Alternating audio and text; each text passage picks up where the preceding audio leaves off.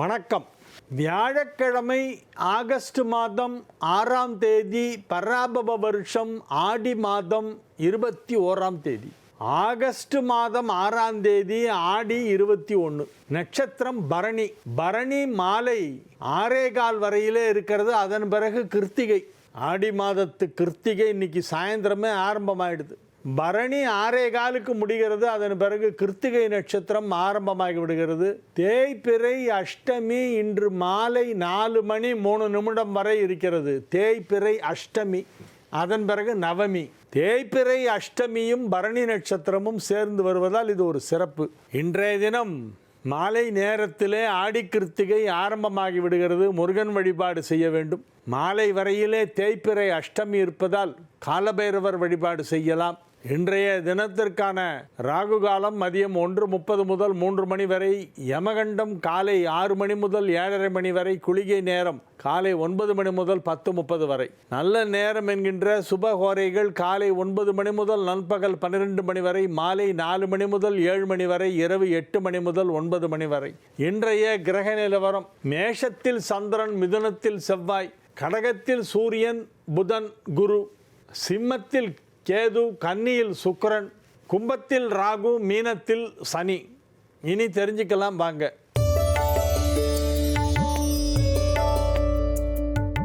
ஸ்ரீரங்கத்திலிருந்து கேள்வி கேட்கிறார் எஸ் முரளி என்பவர்.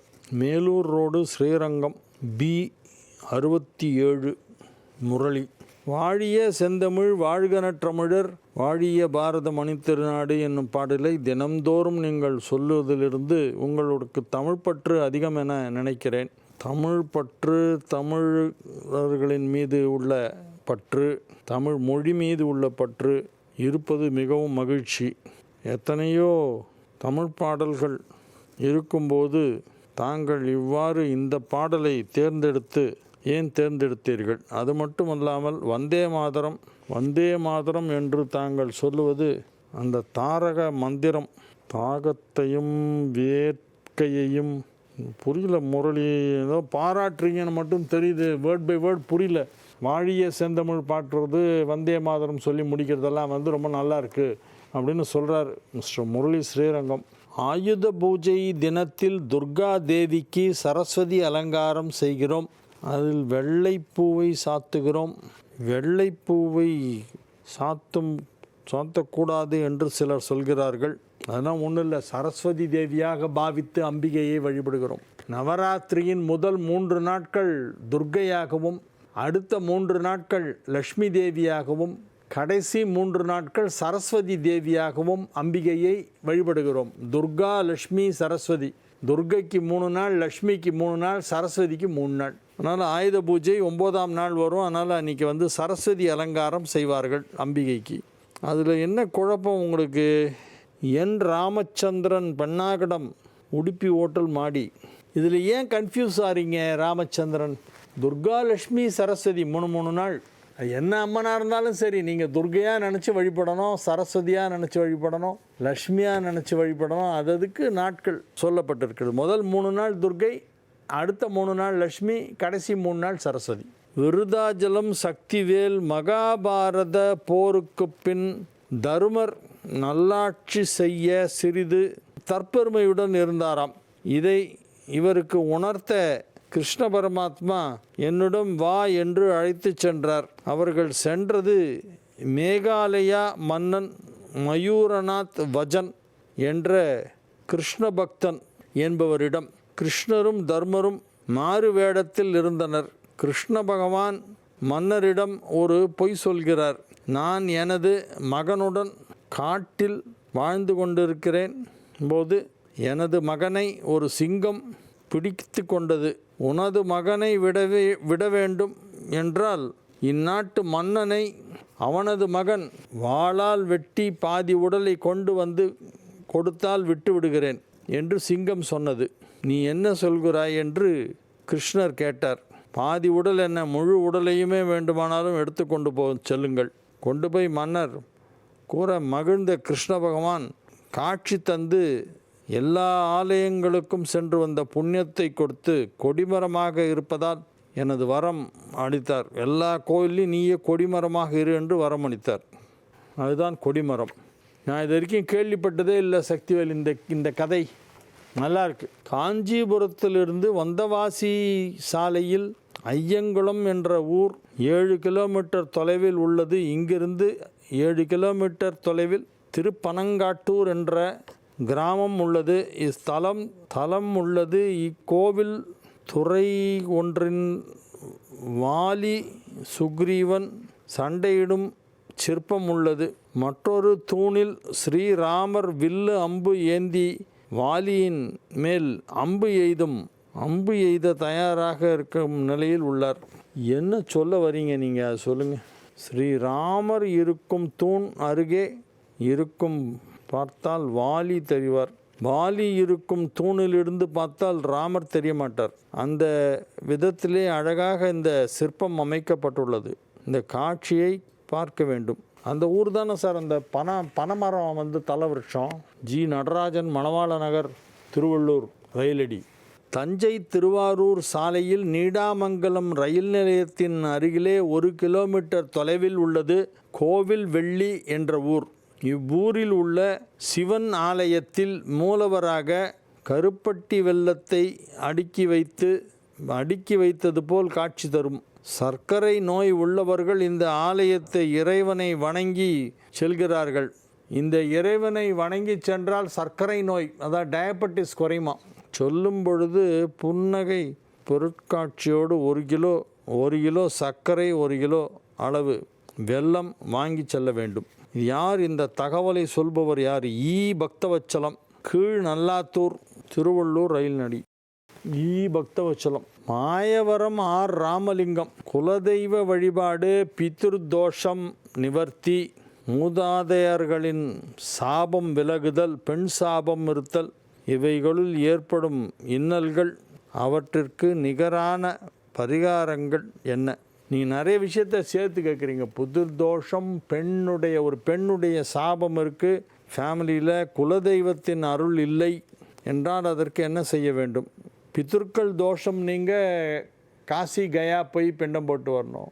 குலதெய்வ அருள் இல்லை என்றால் குலதெய்வ கோவிலுக்கு சென்று வழிபாடு செய்ய வேண்டும். அது ரெண்டுமே செய்யணும். இதை ஜாதகத்தில் எப்படி அறிந்து கொள்வது? இது போன்ற தோஷங்கள் தொடர்ச்சியாக 3 தலைமுறையாக வருகிறதா? ஜாதக ரீதியாக ஏதாவது காரணம் உண்டா? ஆமாம் சார், முக்கால்வாசி இதுதானே சார் பிரச்சனை. 90% ஜாதகத்தில் என்ன பிரச்சனைன்னா குலதெய்வத்துடைய அருள் இல்லை. அப்படி இல்லைன்னா முன்னோர்களுடைய சாபம். இதுதான் காலங்காலமாக இதுக்கெல்லாம் பரிகாரம் பண்ணி கொஞ்சம் கொஞ்சமாக நிவர்த்தி பண்ணி, சில பேருக்கு உடனடியாக நிவர்த்தி ஆகிடும். ஒரு சிலருக்கு நாள்பட திரும்ப செஞ்சால் தான் நிவர்த்தி ஆகும். அதுதான் ஜாதகத்தில் மெயின் ப்ராப்ளமே அதுதான். எல்லா பெரிய தோஷங்கள்லேயும் மிக கடுமையான தோஷம் எதுன்னா பித்தர்களுடைய சாபம்தான். என் வீடு நிலைவாசற்படி கிழக்கு பார்த்து உள்ளது. ஆனால் தெரு வாயில் தெற்கு திசையில் உள்ளது. தெரு வாயில்படி தெருக்குத்து வருகிறது. சிலர் தெருக்குத்து வருவதால் கேட்டு பகுதியில் கல் பிள்ளையார் வையுங்கள் என்று சொல்கிறார்கள். பிள்ளையார் வைத்தால் பிள்ளையார் முகம் தெற்கு திசை பார்த்து இருக்குமே, அவ்வாறு இருக்கலாமா? இருக்கலாம். பிள்ளையார் எல்லா திசையிலும் இருப்பார். அப்படி வைக்கலாமா? அதனால் ஏதாவது சங்கடங்கள் வருமா? பொதுவாக தெருக்குத்துக்கு கல் பிள்ளையார் வைக்கலாமா என தெரிந்து கொள்ள விரும்புகிறேன். ஆமாம் சார், தெருக்குத்து அப்படின்னா பிள்ளையார் தான் வைக்கணும். வேறு ஒன்றும் அதுக்கு வேறு பரிகாரமே கிடையாது. ஆல்டர்னேட்டாக நீங்கள் வேறு ஒன்றுமே பண்ண முடியாது. வாசலில் பிள்ளையார் வச்சிட்டிங்கன்னா முடிஞ்சு போச்சு. வீட்டில் வைத்து உள்ளலாமா? அதை தெருவில் மாடம் செய்து அதில் வைக்கலாமா? வாசலில் மாடம் செய்து தான் பண்ணோம். ஒரு சின்ன மாடம் மாதிரி ஒரு சின்ன பிள்ளையாராக வைங்க, ரொம்ப பெருசு வைக்க வேண்டாம். வேலூர் மாவட்டம் தொரப்பாடி அரியூர் ரயில்வே கேட், காமராஜ் நகர் விரிவு, சு. கருணாகரன். ஒளிமயமான எதிர்காலம். உங்கள் ஆன்மீக சந்தேகங்களுக்கு விடை காண நீங்கள் கடிதம் எழுதி அனுப்ப வேண்டிய முகவரி தெரிஞ்சுக்கலாம் வாங்க. Zee Tamil, 33B Olympia Platina, SIDCO industrial estate, Guindy, Chennai 600032.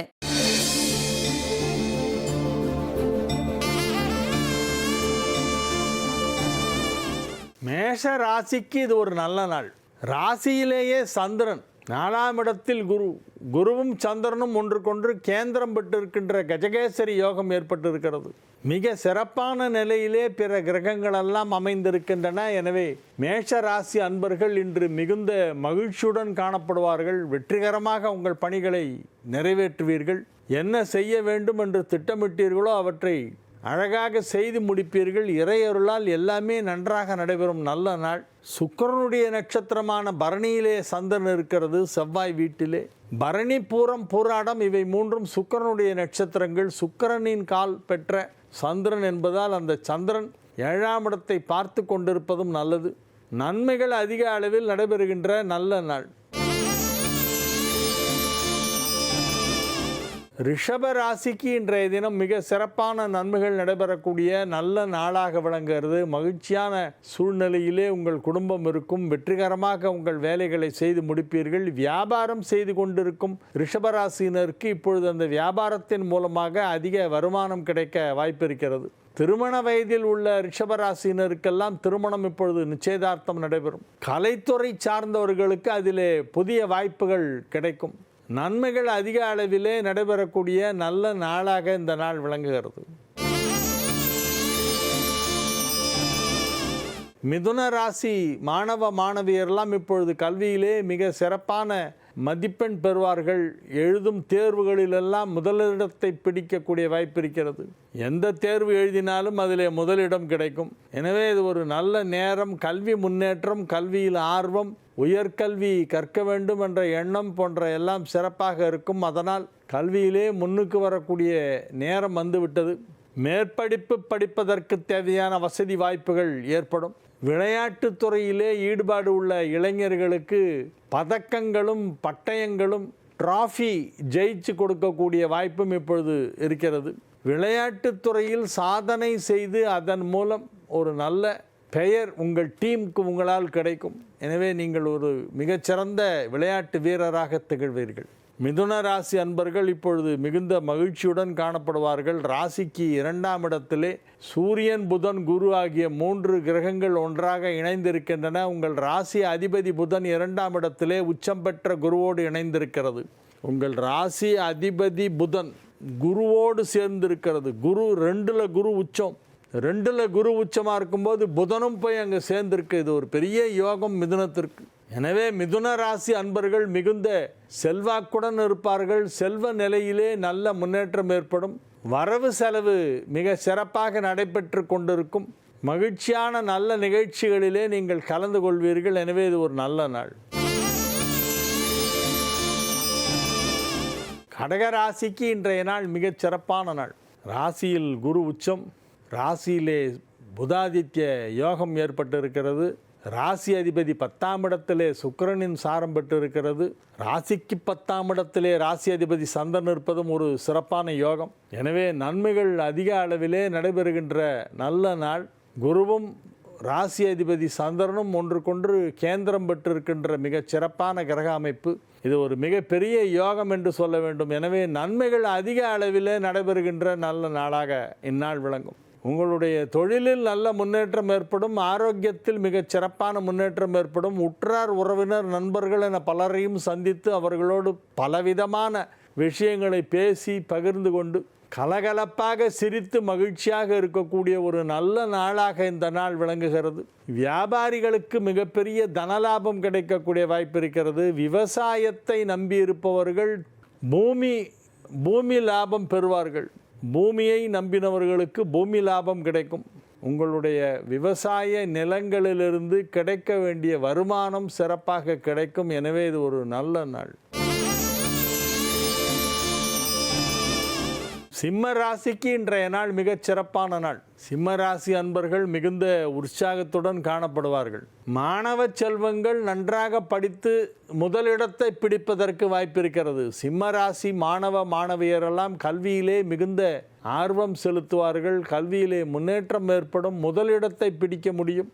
மேற்படிப்பு படிப்பதற்கு வாய்ப்பு சுலபமாக கிடைக்கும். உயர்கல்விக்கான வாய்ப்பு இப்பொழுது சுலபமாக கிடைக்கும். எந்த கல்லூரியில், எந்த பல்கலைக்கழகத்தில், எந்த பட்டப்படிப்பு படிக்க வேண்டும் என நீங்கள் விரும்புகிறீர்களோ அதை இப்பொழுது சுலபமாக படிக்கலாம். எனவே இது ஒரு மிகச் சிறப்பான நன்மைகள் நடைபெறக்கூடிய நல்ல நாளாக சிம்மத்திற்கு விளங்குகிறது. கன்னி ராசிக்கு இன்றைய தினம் சந்திராஷ்டமம் இருக்கிறது. எனவே புதிய முயற்சிகளில் இறங்க வேண்டாம், அமைதியாக இருக்க வேண்டும். இறை வழிபாட்டிலே கவனம் செலுத்துங்கள். பிள்ளையாரை மனதில் நினைத்து கொண்டு வெளியே செல்லுங்கள். எந்த ஒரு செயலை செய்வதாக இருந்தாலும் பிள்ளையாரை மனசில் தியானம் பண்ணிட்டு பண்ணுங்க. பிள்ளையாரப்பா நீ தான் காப்பாற்றணும் அப்படின்னு அவரை ஒரு செகண்ட் அப்படி நினச்சிக்கங்க. விநாயகரை நினைத்து நினைத்து எல்லா செயல்களையும் செய்ய வேண்டும். இன்னைக்கு சந்திராஷ்டமம் கன்னி ராசிக்கு இருக்குது. எனவே விநாயகர் வழிபாடு செய்தால் எந்த பிரச்சனையும் வராது. துலா ராசிக்கு இது ஒரு மிகச் சிறப்பான நாள். துலா ராசி அன்பர்கள் இன்று மிகுந்த மகிழ்ச்சியுடன் காணப்படுவார்கள். துலா ராசியினர். 10 குடைவன் 7ஆம் இடத்திலே அமர்ந்து கொண்டு ராசியை பார்க்கிறது என்பது ஒரு யோகம். 10ஆம் இடத்திலே புதாதித்ய யோகம் ஏற்பட்டிருக்கிறது என்பது மற்றொரு சிறப்பான யோகம்.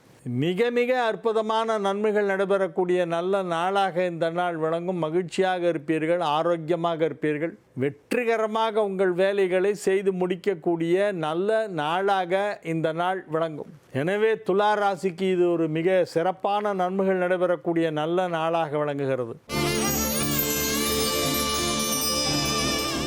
விருச்சிக ராசி அன்பர்கள் இன்று மிகுந்த மகிழ்ச்சியுடன் காணப்படுவார்கள். 9ஆம் இடத்திலே குரு உச்சம், 9ஆம் இடத்திலே புதாதித்ய யோகம், 9 குடைவன் 6ஆம் இடத்திலே அமர்ந்து கொண்டிருக்கிறது. அதுவும் நன்மை செய்யும். எனவே வெகு அற்புதமான கிரக நிலைப்பாடு ஏற்பட்டிருக்கிறது. கிரக சேர்க்கை, கிரக நிலை இவை எல்லாமே விருச்சிகத்திற்கு ஆதரவாக அனுகூலமாக விளங்குகிறது. எனவே விருச்சிக ராசி அன்பர்கள் இன்று மிகுந்த மகிழ்ச்சியுடன், உற்சாகத்துடன், விறுவிறுப்பாக, சுறுசுறுப்பாக தங்கள் வேலைகளை செய்து முடிக்கக்கூடிய நல்ல நாள். 9ஆம் இடம் வலுப்பெற்றிருப்பதால் தந்தைக்கு யோகம். தந்தை தனையன் உறவு நன்றாக இருக்கும். 9ஆம் இடம் வலுப்பெற்றிருப்பதால் முன்னோர்களுடைய சொத்து கிடைக்க வாய்ப்பிருக்கிறது. 9ஆம் இடம் நன்றாக இருப்பதால் பல பாக்கியங்களை நீங்கள் பெறுவீர்கள். பெறுதற்கு அரிய, கிடைத்தற்கரிய நற்பேறுகள் உங்களுக்கு கிடைக்கும். எனவே இது ஒரு நல்ல நாள். தனுசு ராசிக்கு இன்றைய நாள் மகிழ்ச்சியான நாள். தனுசு ராசி அன்பர்கள் இன்று மிகுந்த மகிழ்ச்சியுடன் காணப்படுவார்கள். ராசி அதிபதி உச்சமடைந்திருக்கிறது. 9-10 குடைவர்கள் ஒன்றாக இணைந்திருக்கின்றனர். 9-10 குடைவர்களோடு ராசி அதிபதியும் இணைந்திருக்கிறது.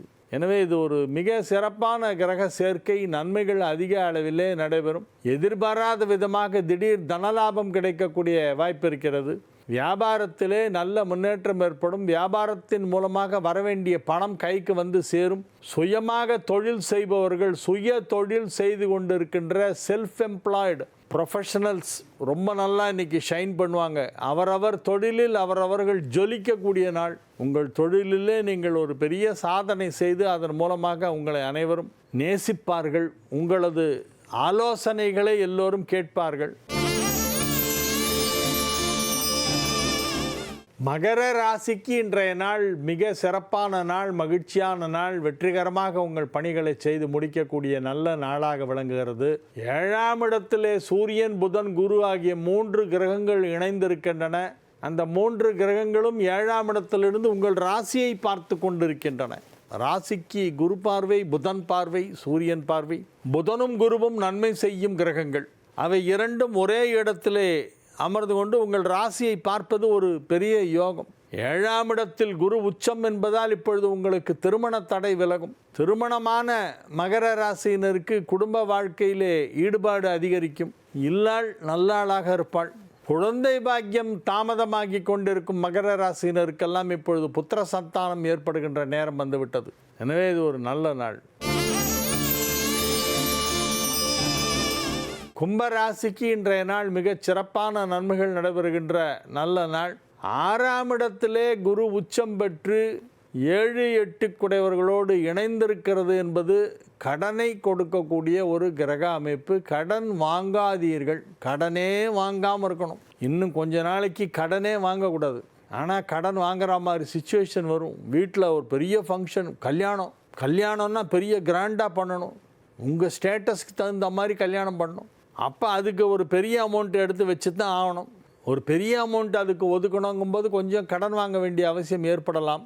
அதே போல் வீடு கட்டி கொண்டிருப்பீர்கள். வீடு கட்டும்போது அதில் செலவு இழுத்துக்கிட்டே போகும். எனவே இது ஒரு பெரிய பட்ஜெட்டில் தான் எல்லாமே போகும். வீடு, கல்யாணம் எல்லாம் இப்போ வரப்போகுது. நல்ல விஷயங்கள்லாம் வீட்டில் நடக்க போகுது. குடும்பத்தில் சுப நிகழ்ச்சிகள் நடைபெறப் போகின்றன. எனவே கடன் வாங்குவீர்கள். எனவே செலவுகள் அதிகமாக இருக்கும். எனவே இது ஒரு பத்திரமாக இருக்க வேண்டிய நேரம். மீன ராசிக்கு இன்றைய நாள் நன்மைகள் நடைபெறுகின்ற நல்ல நாள். ராசி அதிபதி 5ஆம் இடத்திலே அழகாக உச்சம் பெற்று இருக்கிறது. ராசி அதிபதி குரு 5ல் உச்சம். 5ல் குருன்றது பெரிய யோகம். இப்பொழுது அத்தகைய ஒரு யோகமான நேரம் நடைபெற்று கொண்டிருக்கிறது. 5ல் குரு மட்டுமல்ல, 4, 7 ஆகிய 2 கேந்திரங்களுக்கு அதிபதியான புதனும் இணைந்திருக்கிறது. புதன் குரு சேர்க்கை 5ஆம் இடத்திலே. எனவே 1, 4, 7, 10 ஆகிய 4 கேந்திரங்களுக்கு அதிபதியான குருவும் புதனும் ஒன்றாக 5ஆம் இடமான திரிகோணத்தில் இணைந்திருப்பது மிகப்பெரிய யோகம். 5ஆம் இடமான திரிகோணத்தில் 2 கேந்திராதிபதிகள் இணைந்து அதில் ஒன்று உச்சமும் பெற்று இருக்கிறது. எனவே எவ்வளவு பெரிய யோகம் தெரியுமா இது? உங்களுக்கு என்ன வேண்டுமோ அது கிடைக்கும். உங்களுக்கு என்னெல்லாம் வேணுமோ அது எல்லாம் கிடைக்கும். நீங்கள் விரும்புவதையெல்லாம் அடையக்கூடிய நேரம் வந்துவிட்டது. உங்கள் விருப்பத்தில் எதெல்லாம் தார்மீகமான நியாயமான விருப்பங்களோ அவற்றையெல்லாம் இறைவன் நிறைவேற்றி வைப்பான். உங்களுடைய விருப்பங்களை இறைவன் நிறைவேற்றி வைக்கின்ற நல்ல நேரம். நாளைய விசேஷம் ஆடி கிருத்திகை. ஆடி கிருத்திகை நாளைய தினம் முருகன் வழிபாடு. இன்னைக்கு சாயந்தரமே ஆரம்பிச்சிடுது கிருத்திகை. இன்னைக்கு சாயந்தரம் 6:15 கிருத்திகை நட்சத்திரம் ஆரம்பம். நாளைக்கு ஆடி கிருத்திகை என்று அது சிறப்பாக கொண்டாடப்படுகிறது. ஆடி கிருத்திகை நாளைய தினம். வாழிய செந்தமிழ், வாழ்க நற்றமிழர், வாழிய பாரத மணித்திருநாடு. வந்தே மாதரம், வந்தே மாதரம், வந்தே மாதரம். மீண்டும் நாளை நிகழ்ச்சியிலே உங்களை சந்திக்கும் வரை உங்களிடமிருந்து விடைபெற்றுக் கொள்வது உங்கள் வழிகாட்டி ஜோதிடர் கலைமாமணி ஹரிகேசன் நல்லூர் வெங்கட்ராமன். வணக்கம்.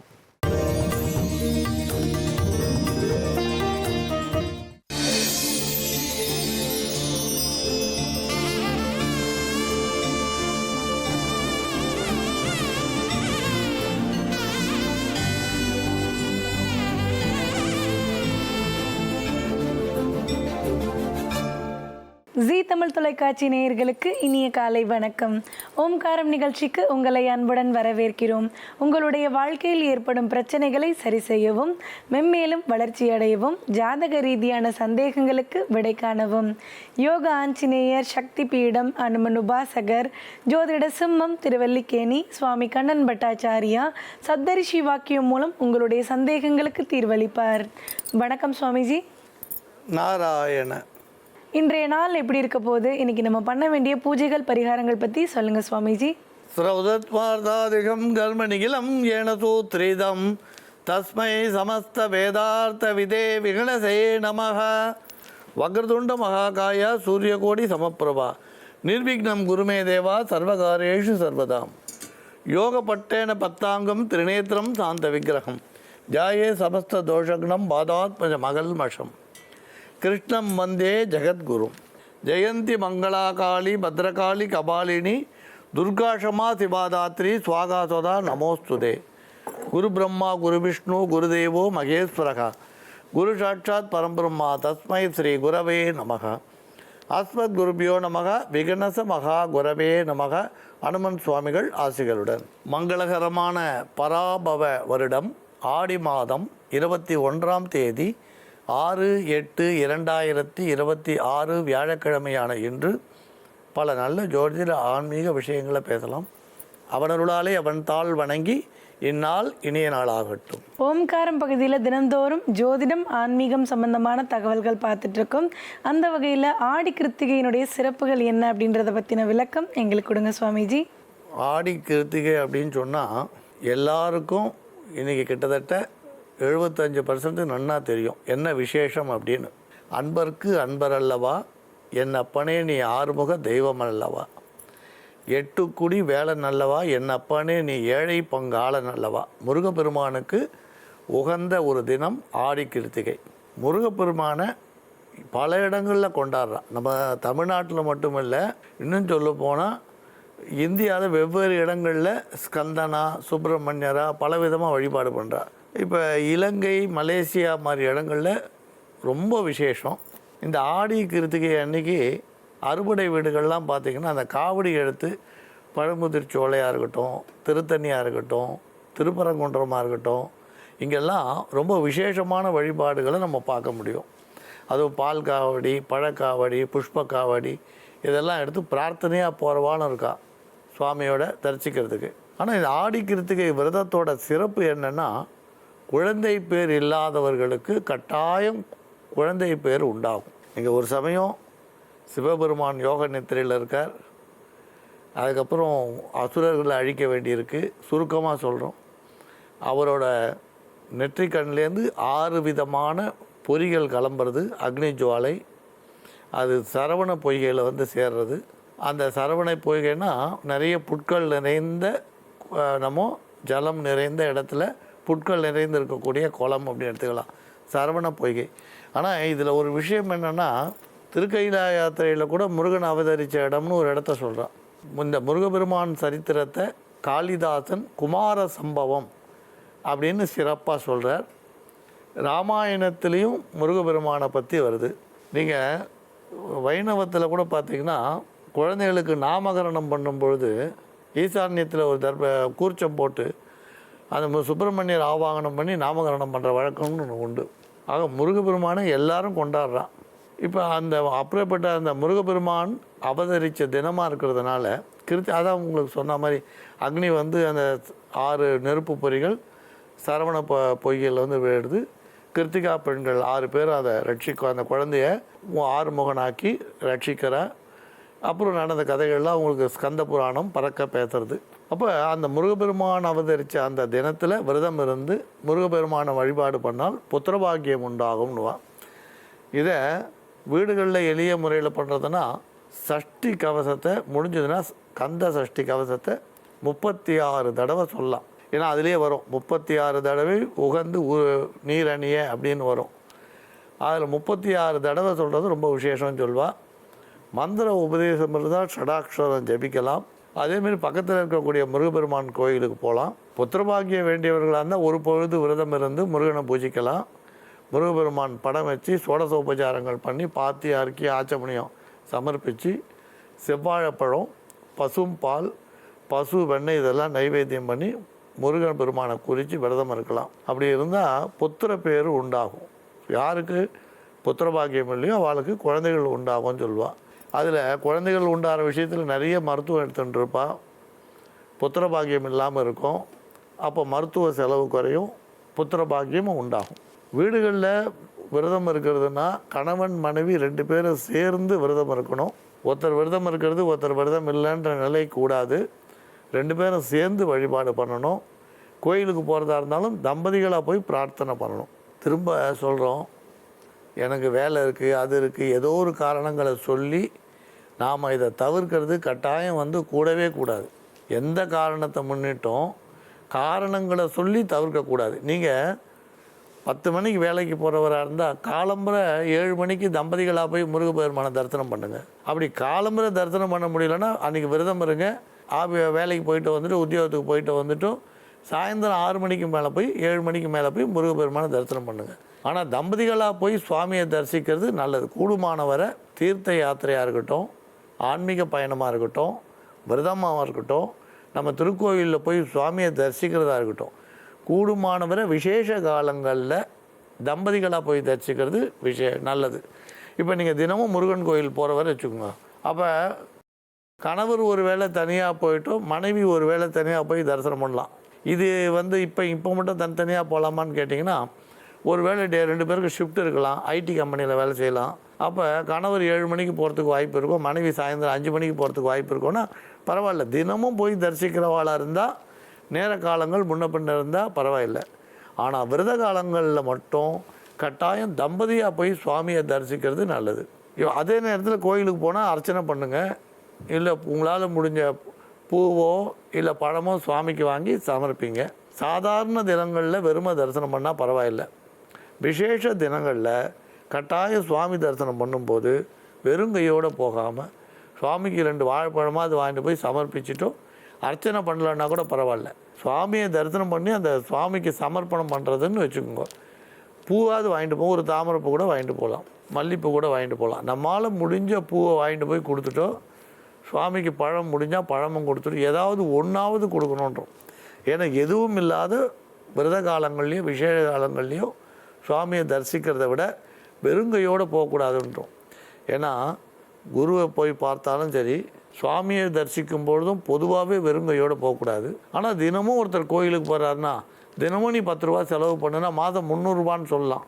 அவளுக்கு அது ஒரு வேளை பெரிய தொகையாக இருக்கலாம். ஏன்னா எத்தனையோ பேர் சராசரியாக தானே வாழ்ந்துட்டுருக்கோம். அதனால் அந்த மாதிரி போகும்போது பரவாயில்ல. ஆனால் விசேஷ காலங்களில் ஆடி கிருத்திகை கட்டாயம் ஏதாவது சுவாமிக்கு சமர்ப்பணம் பண்ணுறதுன்னு ஒரு சங்கல்பம் வச்சுக்கோங்க. வீடுகள்லேயே பண்ணுறதா இருந்தால் வீடை சுத்தபத்தமாக நம்ம தொடச்சிட்டோம், அரிசி மாவில் கோலம் போட்டு, சில பேர் வேல் வச்சுருந்தா வேல் வழிபாடோ, இல்லை முருகப்பெருமான் படம் வச்சுருந்தா முருகப்பெருமான் வழிபாடோ வீட்லேயே பண்ணலாம். செவ்வாழைப்பழம் ஒரு 1/2 டஜன் இல்லை 1 டஜன் நைவேத்தியம் பண்ணுங்கள். ஒரு பசு வெண்ணெய் ஒரு 100 கிராம், பால்னால் ஒன்றும் வேண்டாம், ஒரு டம்ளர் பசும் பால் போகிறோம். ஸோ உங்களுக்கு சமஸ்கிருத மந்திரங்கள் வரல அப்படின்னா நீங்கள் கந்த சஷ்டி கவசம் இருக்குது, கந்த குரு கவச்சம் இருக்குது, எத்தனையோ இருக்குது. அது ஏதாவது ஒன்று தமிழில் சொல்லிவிட்டு வழிபாடு பண்ணலாம். தமிழில் எவ்வளோ இருக்க விழிக்கு துணை திருமண் பாதங்கள் மெய்க்குன்றா மொழிக்கு துணை வழிக்கு துணைன்னு நிறைய இருக்குது. அப்படி இல்லைன்னா உங்களுக்கு ஓரளவு படிக்க முடிஞ்சுது அப்படின்னு சொன்னால் கந்த சஷ்டி கவசம் கந்த குரு கவச்சத்தோட அருணகிரிநாதர் சொன்னதையும் சேர்த்து நம்ம படிக்கலாம். ஆனால் எது செய்தாலும் முதல்ல விநாயகர் வழிபாடு, அப்புறம் குரு வந்தனம், அதுக்கப்புறம் முருகப்பெருமானோட வழிபாடு செய்யலாம். எதுவாக இருந்தாலும் விநாயகர் பெருமானோட வழிபாடு வேணும். எனக்கு வக்ரதுண்ட மகாகாயா சொல்ல வராதுன்னா 5 கரத்தனை ஆணை முகத்தனை அதை சொல்லலாம். இந்த மாதிரி தமிழில் இருக்கக்கூடியதையும் சொல்லி வழிபாடு பண்ணலாம். இதெல்லாம் வழிபாடு வீட்டில் விரதம் இருந்துட்டு கோயிலுக்கும் போனோம்னா, விரதம் இருந்துட்டு கோயிலுக்கு போகிறது இன்னும் விசேஷம். நம்ம வீட்டில் விரதம் இருக்கிற அன்னைக்கு கட்டாயம் சுவாமி ஆலய தரிசனம் ரொம்ப விசேஷம். ஆனால் அதே நேரத்தில் நான் இருக்கிறது ஒரு இடம், திருச்செந்தூர் ஒரு இடம். நான் திருச்செந்தூர் வரைக்கும் போனோமா, திருத்தணி வரைக்கும் போனோமா, சுவாமி மலை வரைக்கும் போகணுமானா அவ்வளோ தூரம் போகணும்னு அவசியம் இல்லை. ஏன்னா பல அலுவல்களில் நீங்கள் விரதம் இருக்கீங்க, சுவாமியை பூஜிக்கிறீங்கன்னா பக்கத்தில் இருக்கிற முருகன் கோயிலுக்கு போங்க. இந்த நேரத்தில் நம்மால் பிரயாணம் பண்ண முடியாதுன்ற நேரத்தில் இந்த இடத்துக்கு தான் போய் தரிசனம் பண்ணுவேன்னு நினைக்கிறத விட பக்கத்தில் இருக்கிற சின்ன முருகன் கோயிலாக இருந்தால் கூட பரவாயில்ல, போய் அங்கே தரிசனம் பண்ணுங்கள், பலன் கட்டாயம் கிடைக்கும். அதனால் ஆடி கிருத்திகைன்னு சொன்னால் சத்ரு பயம் இருக்கிறவர்கள் முருகப்பெருமானை பூஜிக்கலாம், சத்ரு ஜெயம் கிடைக்கும்.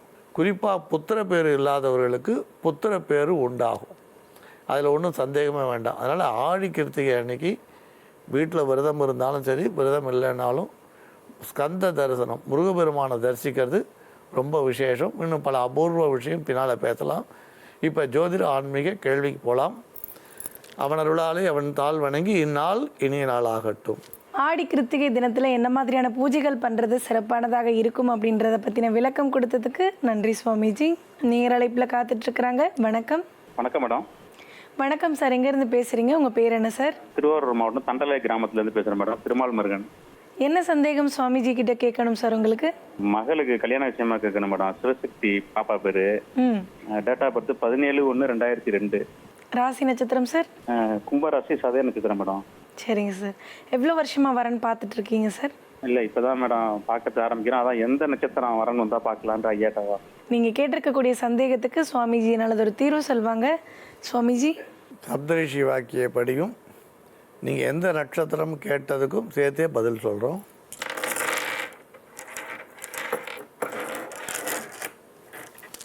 இப்போ நீங்கள் ஆரம்பிச்சிருக்க நேரம் நல்ல நேரம்தான்.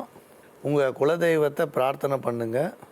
ஜாதகத்து விஷயங்கள் பேசுகிறத திங்கக்கிழமை இல்லை வெள்ளிக்கிழமை பேசுங்க, சிறப்பான தினமாக இருக்கும். மற்ற நாட்கள்லேயும் பேசலாம். இப்போ பெண் பார்க்க வர சொல்கிறீங்கன்னா திங்கள் வெள்ளி அந்த மாதிரி நாளை தேர்ந்தெடுக்கிறது நல்லது. அப்புறம் எந்த நட்சத்திரம் அப்படின்னு கேட்டிங்க, திரும்ப திரும்ப சொல்கிறோம், இது இந்த காலகட்டத்தில் செய்யக்கூடிய மிகப்பெரிய தவறான விஷயம். ஒரு ஜோதிடர் இல்லை என்ன பெரிய ஜோதிடர்னு எடுத்தினாலும் சரி, நீங்கள் சின்ன ஜோதிடர்னு எடுத்தினாலும் சரி, அது அப்பாற்பட்ட விஷயம். நான் உங்களுக்கு மறுபடியும் சொல்கிறது, இந்த நட்சத்திரத்துக்கு இந்த நட்சத்திரம் மட்டும்தான் பொருந்தும். இப்போ சதய நட்சத்திரம் சொல்கிறீங்க, சுவாதி நட்சத்திரம் பொருந்தாது அப்படின்னு ஒரு முடிவுக்கு வந்துடுவீங்க. தின பொருத்தம் இல்லை, ரஜ்ஜு பொருத்தம் இல்லை. இப்படி நீங்கள் இந்த நட்சத்திரங்களை மட்டும் வச்சு பொருத்தம் பார்க்குற தவிர கட்டாயம் நீங்கள் செய்யாதீங்க. நல்ல வேதம் படித்த தர்மசாஸ்திரம் தெரிஞ்ச பெரியோர்கள்கிட்ட போய் அவளுக்கு ஜோதிடம் தெரியணும்னு அவசியம் இல்லை. திருமணம்ன்றது எப்படி செய்யணும்னு சாஸ்திரத்தில் சொல்லப்பட்டிருக்குன்னு கேளுங்க.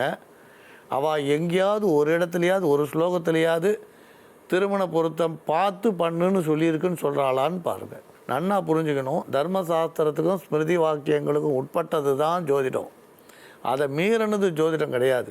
இந்த தர்மசாஸ்திரங்களுக்கும் வேதங்களுக்கும் ஜோதிடம்னு கொண்டு போனீங்கன்னா அது குழந்தை மாதிரி. ஜோதிடம் ஒரு குழந்தை மாதிரி. அதனால் இந்த சதயம்னு எடுத்திங்கன்னா உடனே சுவாதி நட்சத்திரத்துக்கு பொருந்தாது அப்படின்னு முடிவு பண்ணிடுவீங்க. சதய நட்சத்திரம் சுவாதிக்கு பொருந்தாது, ரஜ்ஜு பொருத்தம் இல்லைன்னு. ஆனால் அதுலேயே ஜாதகத்திலேயே சொல்கிறா மகரிஷிகள், மிருகத்திரிஷம் மகம் சுவாதி அனுஷத்துக்கு பொருத்தம் பார்க்காம கூட பண்ணலான்னு அதை விட்டுடுவீங்க. அதனால் நட்சத்திர பொருத்தத்துக்கு 10 வித பொருத்தத்துக்கு முக்கியத்துவம் கொடுக்காதீங்க. ஜாதக யோகம் நல்லா இருக்கான்னு பாருங்கள். 2 ஜாதகத்துக்கும் பையனோட ஜாதகத்தில் ஆயுள் பாவம், புத்திரஸ்தானம், நடக்கிற தசா புத்தி இதெல்லாம் பொண்ணு ஜாதகத்தோடு ஒப்பிடும்போது நல்லா இருக்கான்னு பார்த்து முடிவெடுங்க. ஸோ மனப்பொருத்தம் பார்க்குறதும் உங்களுக்கு கன்னிகா தானமும் 2 தான் உயர்ந்ததாக சொல்லியிருக்கு. இந்த மனப்பொருத்தம் கன்னிகா தானம் பண்ணி கொடுக்குறது இது 2 சிறப்பாக இருந்தாலே போகிறோம். 3வது கந்தர்வ விவாகம்னு அதை கூட ஏற்றுட்டுருக்கா, அது காதல் திருமணம் சொல்லுவோம். ஆனால் அந்த திருமண பொருத்தம்ன்ற இடை சொற்களை வச்சு நான் அவஸ்தைப்படாதீங்க, நாங்கள் உறுதியாக சொல்லுவோம். அதனால் யார்கிட்டயா ஜோதிடர்கிட்ட கொடுக்கும் பொழுது பையனோட ஆயுள் பாவம், பாக்கியஸ்தானம், நடக்கிற தசை இதெல்லாம் நன்னா இருக்கான்னு பாருங்கள். பொண்ணு வீட்டுக்காரும் நீங்கள் பையன் வீட்டுக்காரும் நீங்களும் ஒரே ஜோதிடர்கிட்ட போய் பாருங்கள். அதனால் சதய நட்சத்திரத்துக்கு எதெல்லாம் பொருந்தோம்னு டேபிள் போடுற வேலையை விட்டுருங்க. கட்டாயம் இந்த வருஷம் நல்ல செய்தி எதிர்பார்க்கலாம். நம்புங்கள், நல்லதே நடக்கும். நேயர் கேட்ட சந்தேகத்தை தெளிவுபடுத்தியதற்கு நன்றி சுவாமிஜி. மங்களானி பவந்து. யோகா ஆஞ்சநேயர் சக்தி பீடம் அனுமன் உபாசகர் ஜோதிட சிம்மம் திருவல்லிக்கேணி சுவாமி கண்ணன் பட்டாச்சாரியா சப்தரிஷி வாக்கியம் மூலம் உங்களுடைய சந்தேகங்களுக்கு தீர்வளிப்பார். உங்களுடைய சந்தேகங்களுக்கு விடை காண 7305509333 என்ற வாட்ஸ்அப் எண்ணிற்கு மெசேஜ் அனுப்புங்கள். நாங்கள் உங்களை தொடர்பு கொள்வோம்.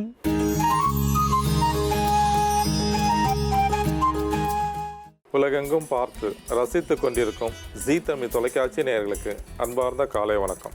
நேயர்களே, நம்ம உடலில் கட்டிகள் வரும், வீக்கம்லாம் வரும். இது அடிப்பட்டால் ஒரு சில பேருக்கு மேலே வரும், கட்டி வீக்கம்லாம் வரும். அதே மாதிரி உடலுக்கு உள்ளே வருவதற்கும் வாய்ப்புண்டு. தசைகளில் இருக்கக்கூடிய அந்த திசுக்கெல்லாம் பாதித்து ஒன்றோடு சேர்ந்து கட்டிகளாக மாறிடும், வீக்கத்தை ஏற்படுத்தும். ஒரு சில வீக்கம் பார்த்தீங்கன்னா ஒத்தடம் கொடுத்தா போயிடும். அதே மாதிரி ஏதாவது தைலம் தேய்ச்சோம்னா போயிடும், மருந்து ஏதாவது மேலே அப்ளை பண்ணோம்னா போயிடும், பற்று போட்டால் போயிடும், கட்டியும் சரி வீக்கமும் சரி போயிடும். ஆனால் ஒரு சில கட்டி வீக்கம் போகவே போகாது, மாத கணக்கில் வருஷ கணக்கிலலாம் இருக்கும்.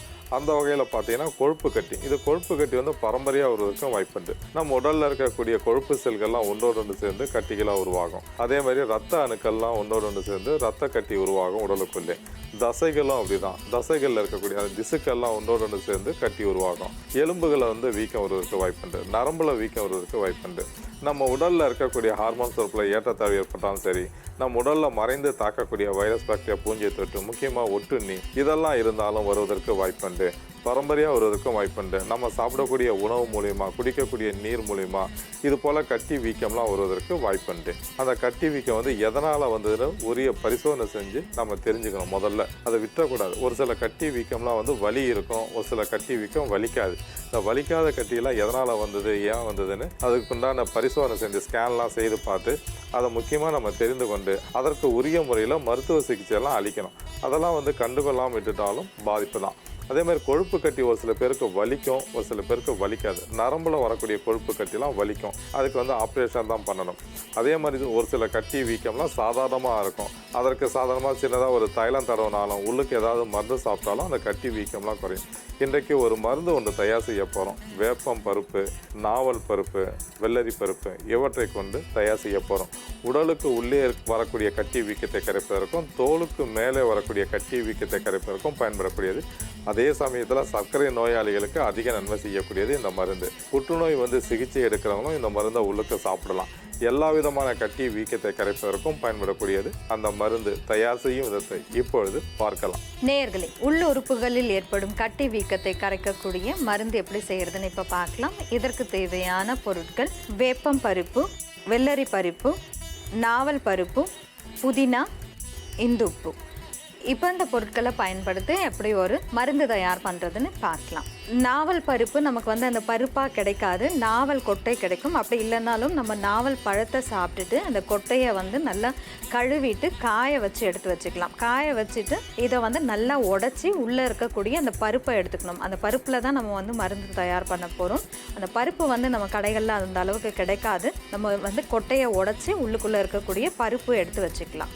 நாவல் கொட்டையை நல்லா இடித்து உள்ளே இருக்கக்கூடிய அந்த பருப்பை மட்டும் எடுத்து வச்சுருக்கோம். இதை பயன்படுத்தி தான் நம்ம மருந்து தயார் பண்ண போகிறோம். அடுத்ததான் வேப்பம் விதை எடுத்துக்கலாம். வேப்பம் விதை நல்லா வேப்பம் பழத்தை உள்ளே இருக்கக்கூடிய அந்த விதையை நல்லா காய வச்சு இதையும் நல்லா உடைச்சோம்னா அந்த ஓடு தனியாக உள்ளே இருக்கக்கூடிய பருப்பு தனியாக வந்துடும். அந்த பருப்பை மட்டும் தனியாக எடுத்து வச்சுக்கலாம். அதில் தான் நம்ம மருந்து தயார் பண்ண போகிறோம். இது வேப்பம் விதையை உடைச்சி உள்ளே இருக்கக்கூடிய அந்த பருப்பை தனியாக எடுத்து வச்சுருக்கோம். இதுதான் வேப்பம் பருப்பு. இப்போ இந்த மருந்து எப்படி தயார் பண்ணுறதுன்னு பார்க்கலாம். ஒரு பாத்திரத்தில் 200 மில்லி தண்ணீர் ஊற்றிக்கலாம். தண்ணி லேசாக சூடானதும் நாவல் பருப்பு 1/4 ஸ்பூன் போட்டுக்கலாம். இது கூட வேப்பம் பருப்பு 1/4 ஸ்பூன் அளவு போட்டுக்கலாம். இது கூட வெள்ளரி பருப்பு 1/4 ஸ்பூன் சேர்த்துக்கலாம். அடுத்ததாக ஒரு 10 புதினா இலைகளை கிள்ளி சேர்த்துக்கலாம். இது கூட ஒரே ஒரு சிட்டிகை இந்துப்பு சேர்த்துக்கலாம். இப்போ இது எல்லாத்தையும் ஒன்றா சேர்த்து நல்லா சுண்டாக காய்ச்சிக்கலாம். இப்போ இது நல்லா சுண்டிடுச்சு. அந்த பருப்பு எல்லாமே நல்லா சாஃப்டாக வெந்துருச்சு. இப்போ இந்த மருந்து தயாராகிடுச்சு. இதை வேறு ஒரு பவுலில் வடிகட்டி எடுத்துக்கலாம். இதில் நாவல் பருப்பு சேர்த்துருக்கோம். நாவல் விதை, நாவல் பழத்தை வாங்கி சாப்பிட்டுட்டு இதனுடைய அந்த விதையை வாங்கி நல்லா காய வச்சு உள்ளே இருக்கக்கூடிய பருப்பு எடுத்து பயன்படுத்தலாம். அப்படின்லாம் நாவல் கொட்டை நாட்டு மருந்து கடையில் கிடைக்கும், அதையும் வாங்கி பயன்படுத்தலாம். இது போல் அந்த விதையெல்லாம் அதிகமாக எங்கேயும் விற்கிறது கிடையாது. இது பழம் வாங்கி நம்ம சாப்பிட்டுட்டு நல்லா காய வச்சு சேகரித்து வச்சுக்கலாம். இதில் விட்டமின் பி இருக்குது, விட்டமின் சி இருக்குது, பாஸ்பரஸ் இருக்குது, பாலிஃபினால் இருக்குது, ஃபோலிக் இருக்குது, விஷத்துக்கள், தாது உப்புக்கெல்லாம் நிறையவே இருக்குது. உள் உறுப்புகளில் வரக்கூடிய கட்டி வீக்கத்தை கரைப்பதற்கும், இரத்த அழுத்தம், சர்க்கரை நோய், இரத்த கசிவு இவற்றையெல்லாம் போக்குவதற்கும் பயன்படக்கூடியது. அடுத்து வேப்பம் பருப்பு. வேப்பம் விதையை நல்லா மேலே இருக்கக்கூடிய அந்த ஓடை நீக்கிட்டோம்னா உள்ள பருப்பு இருக்கும். இதுலேயும் நிறைய சத்துக்கள்லாம் இருக்குது. இதில் பார்த்தீங்கன்னா இரும்பு சத்து இருக்குது, பாஸ்பரஸ் இருக்குது, விட்டமின் சி இருக்குது. இதுலேயும் உயிர்சத்துக்கள், தாது உப்புக்கெல்லாம் நிறையவே இருக்குது. நம்ம உடலுக்கு அதிக நன்மை செய்யக்கூடியது. குடலில் இருக்கக்கூடிய கழிவுகளை வெளியேற்றுவதற்கும், மலக்குடலில் இருக்கக்கூடிய கழிவுகளை வெளியேற்றுவதற்கும் பயன்படக்கூடியது. நம்ம உடலில் மறைந்து தாக்கக்கூடிய வைரஸ், பாக்டீரியா, பூஞ்சை, குடல் புழுக்கள் இவற்றையெல்லாம் வெளியேற்றி ரத்தத்தை சுத்தம் செய்வதற்கும், உடலுக்கு நல்ல ஆரோக்கியத்தை கொடுப்பதற்கும் பயன்படக்கூடியது. அடுத்து வெள்ளரி பருப்பு சேர்த்துருக்கோம். இதில் விட்டமின் ஏ இருக்குது, விட்டமின் பி இருக்குது, விட்டமின் சி இருக்குது, இரும்பு சத்து இருக்குது, பாஸ்பரஸ் இருக்குது, நிறைய உயிர்சத்துக்கள், தாது உப்புக்கெல்லாம் நிறையா இருக்குது. நம்ம உடலுக்கு அதிக நன்மை செய்யக்கூடியது வெள்ளரி பருப்பு. வெள்ளரி பருப்பு எலும்புகளுக்கும், தசைகளுக்கும், நரம்புகளுக்கும் சக்தியை கொடுக்கக்கூடியது. தோலில் வரக்கூடிய அரிப்பு நமைச்சலை போக்குவதற்கும், கட்டி வீக்கத்தை குறைப்பதற்கும், தோல் திசுக்களுக்கு சக்தியை கொடுத்து உடலுக்கு நல்ல போஷாக்கை கொடுப்பதற்கும் பயன்படக்கூடியது வெள்ளரி பருப்பு. சின்ன குழந்தைங்க, பெரியவங்க எல்லோருமே கொஞ்சம் கொஞ்சம் தினசரி சாப்பிடலாம். இந்த மருந்தை முக்கியமாக ரத்த அழுத்தம் இருக்கிறவங்க, சர்க்கரை நோய் தாக்கம் இருக்கிறவங்க, இதய நோய் இருக்கிறவங்க, உடலில் கெட்ட கொழுப்பு நிறையா இருக்கிறவங்க, ட்ரைக்ளிசரைட் அளவில் ஏற்றத்தாழ்வு இருக்கிறவங்க எல்லோருமே காலையில் ஒரு 50 மில்லி அளவுக்கு தொடர்ந்து குடிக்கலாம். சர்க்கரை நோய் இருக்கிறவங்க காலை மாலை 2 வேளையும் சாப்பிட்டாங்கன்னா கணையத்தில் வரக்கூடிய பாதிப்பில் போக்குவதற்கும், சர்க்கரை நோயை கட்டுப்படுத்துவதற்கும் பயன்படக்கூடியது. அதுக்கப்புறம் குடலில் புழுக்கள் இருக்கிறவங்க, வயிற்று உப்புசம் இருக்கிறவங்க, வயிற்றில் வாயு தொல்லை இருக்கிறவங்க, சாப்பிட பிடிக்காத ஒரு சில பேருக்கு நெஞ்செரிச்சல் இருக்கும், வயிற்று உப்புசம் இருக்கும். அந்த மாதிரி இருக்கிறவங்க காலையில் ஒரு நாள் விட்டு ஒரு நாள் 50 மில்லி அளவுக்கு சாப்பிட்டாங்கன்னா அந்த குடல் இயக்கத்தை சமன் செய்வதற்கும், செரிமான மண்டலத்துக்கு சக்தியை கொடுப்பதற்கும் பயன்படக்கூடியது. மலக்குடலில் ஒரு சில பேருக்கு அடைப்பு ஏற்பட்டு மலம் சரியாக வெளியேறாது. மூல நோய் பாதிப்பு இருந்தாலும், பிஸ்டலாக இருந்தாலும் அடியில் கட்டி இருக்கும், ஆசன வாயில் கட்டி வீக்கம்லாம் வருவதற்கு வாய்ப்புண்டு. அந்த மாதிரி யாருக்கெல்லாம் கட்டி வீக்கம் இருக்குதோ, ஒரு சில பேருக்கு ரத்த கசிவும் இருக்கும், அந்த கட்டியெல்லாம் உடைஞ்சு ரத்த கசிவும் இருக்கும். அந்த மாதிரி இருக்கிறவங்க தினசரி காலையில் ஒரு 50 மில்லியனுக்கு தொடர்ந்து சாப்பிட்டாங்கன்னா ஆசன வாயில் வரக்கூடிய பாதிப்பு, கட்டி வீக்கம், ரத்த கசிவு அவற்றையெல்லாம் கட்டுப்படுத்துவதற்கும், மலத்தை வெளியேற்றுவதற்கும், மூல நோய், பிஸ்டுலா இவற்றையெல்லாம் போக்குவதற்கும் பயன்படக்கூடியது. முக்கியமாக சிறுநீரக மண்டலத்தில் இருக்கக்கூடிய கட்டி வீக்கத்தை கரைப்பதற்கு பயன்படக்கூடியது. ப்ராஸ்டேட் வீக்கம் இருக்கிறவங்க இது போல ஒரு மருந்து தயார் செய்து காலையில் தினசரி ஒரு 50 மில்லியனுக்கு தொடர்ந்து ஒரு மண்டலம் சாப்பிட்டாங்கன்னா அந்த வீக்கத்தை குறைப்பதற்கும் பயன்படக்கூடியது. முக்கியமாக நோய் எதிர்ப்பு சக்தி ரொம்ப குறைவாக இருக்கிறவங்க சாப்பிடலாம். உள்ளுறுப்புகளில் ஏற்படும் கட்டி வீக்கத்தை கரைக்கக்கூடிய மருந்து தயார். இது எப்படி செய்யறதுன்னு இன்னொரு முறை பார்க்கலாம். முதல்ல ஒரு பாத்திரத்தில் 200 மில்லி தண்ணீர் ஊற்றி நாவல் நாவல் பருப்பு, வேப்பம் பருப்பு, வெள்ளரி பருப்பு, புதினா இலைகள், இந்துப்பு இது எல்லாத்தையும் ஒன்றா சேர்த்து சுண்ட காய்ச்சி வடிகட்டி எடுத்தோம்னா இந்த மருந்து தயார். நேயர்களே, எளிதில் கிடைக்கக்கூடிய பொருட்களை கொண்டு இது போல ஒரு மருந்து தயார் செய்து பாதிப்பு இருக்கிறவங்க சாப்பிட்டு பயனடையுமாறு கேட்டுக்கொள்கிறேன்.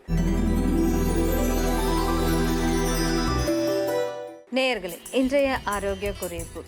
உடல் வலி அதிகமாக இருக்குது, எங்கேயாவது கீழே விழுந்துட்டோம், அந்த இடத்துல வந்து ரத்த கட்டி இருக்குது, ரத்தம் வந்து கட்டிச்சு, வீக்கமாக இருக்குது, அந்த மாதிரி இருக்கும்போது வலி அதிகமாக இருக்கும்போது ஏதாவது ஒத்தரம் கொடுக்கணும்னு நினைப்போம். அந்த மாதிரி நேரத்தில் சுடு தண்ணியில் ஒத்தரம் கொடுத்தா சிலருக்கு வந்து கேட்கும், சிலருக்கு கேட்காது. ரொம்ப வலி அதிகமாக இருந்தால் சுடு தண்ணி ஒத்துறமோ இல்லை சாம்பல் ஒத்துறமோ கொடுத்தாலாம் கேட்காது. அந்த மாதிரி இருக்கும்போது மூலிகை இலைகளை கொண்டு ஒத்தரம் கொடுக்கலாம். என்னென்ன இலைகள்னு பார்த்தீங்கன்னா ஆடாதோட இலை, வெள்ளெருக்கன் இலை, வெள்ளெருக்கனோ இல்லை சாதாரண எருக்கன் இலை இருந்தால் கூட பரவாயில்ல, எருக்கன் இலை, நுணா இலை, இது 3 இலைகளையும் நல்லா பொடியாக கட் பண்ணிக்கணும். இந்த 3 இலைகளையும் நல்லா பொடியாக கட் பண்ணி ஒரு வாணலில், இரும்பு வாணலில் தேவையான அளவு எடுத்துக்கலாம். கொஞ்சமாக 2 ஸ்பூன் விளக்கெண்ணெய் விட்டு இந்த இலைகளை நல்லா போட்டு வதக்கணும். நல்லா சூடு ஏறுற வரைக்கும் வதக்கணும். அதே மாதிரி அந்த இலைகள் வந்து சுருங்கி வதங்கி வரணும்னு அவசியம் கிடையாது. இலை வந்து சூடு ஏறணும், அந்த எண்ணெய் சூடேறி இலையும் சூடு ஏறணும். அந்த அளவுக்கு சூடானதும் நல்ல ஒரு வெள்ளை துணியில், காட்டன் துணியில் அதை அப்படியே கொட்டி ஒரு மூட்டையாக கட்டி எடுத்துக்கலாம். இதை வந்து வலி எங்கே இருக்கோ அந்த இடத்துல ஒத்தரம் கொடுக்கணும். ஒத்தி ஒத்தி எடுக்கிறது தான் வந்து ஒத்தரம்னு சொல்லுவோம். நம்ம வந்து மற்றவங்களுக்கு ஒத்தரம் கொடுக்குறோம். இப்போ இடுப்பு வலினா அவங்களே வந்து ஒத்தரம் கொடுத்துக்க முடியாது. மற்றவங்க தான் வந்து இன்னொருத்தருக்கு ஹெல்ப் பண்ணுவோம், ஒத்தரம் கொடுப்போம்.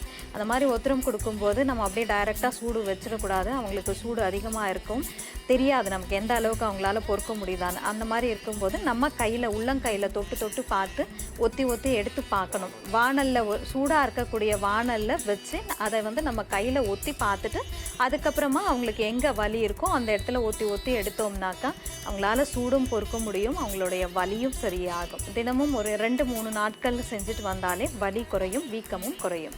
மீண்டும் மற்ற நிகழ்ச்சியில் சந்திப்போம். நன்றி, வணக்கம்.